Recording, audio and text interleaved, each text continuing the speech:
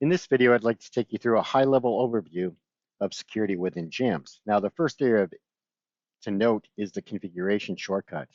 Within the configuration shortcut, under the System tab, we'll see two ACL security bypassed items. Now, the first, Grant Administrator Bypass, when set to true, will allow any local admin on the JAMS server to bypass security. But keep in mind, any user part of an Active Directory group that would allow them to be a local admin will also bypass security. Now, the second item, the grant bypass group, you can utilize Active Directory groups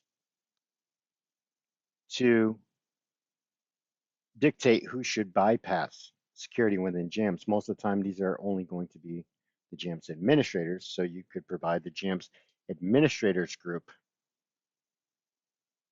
that you have created in your Active Directory in your organization. Now, you can supply multiple groups, as you see here, by comma-separated values. Now let's go over to the access control shortcuts. Think of the access control shortcut as the front door into JAMS. This is the area that we're going to permission Active Directory groups or users, and best practice would be to utilize groups as it's much easier to manage. Now here, you're just going to give them permission to connect, for example, under server.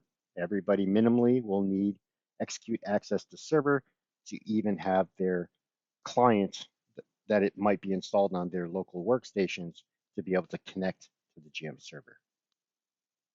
Then you can dictate what permissions they should have for job definitions, for example, folder definitions, credentials, and so on. Now, we have made this easier to set those items in the access control. Here within the JAMS folder, we ship with a job called Set JAMS Access Control. If you right-click and submit this job, on submission, you can provide a domain name for your organization, the Active Directory group you have created for the JAMS admins group, a developers group, submitters group, and inquirers group. Once you submit this job to run, it will wipe out security and set it accordingly with the parameter values that you gave here on submission. Now the question is probably coming up, well, what permissions do you give each of those groups?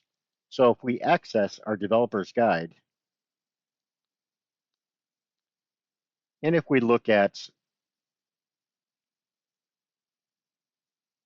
the JAMS security and setting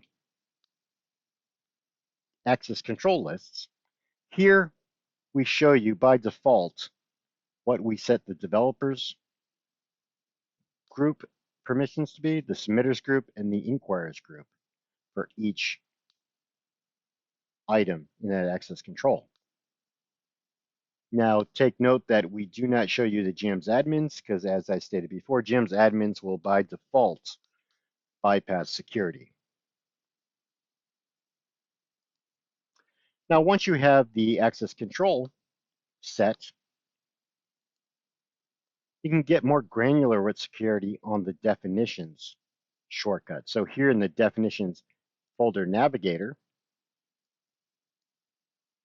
for example, if we right click on the root folder and go to properties and security, you will see those same groups permissioned here on the root folder.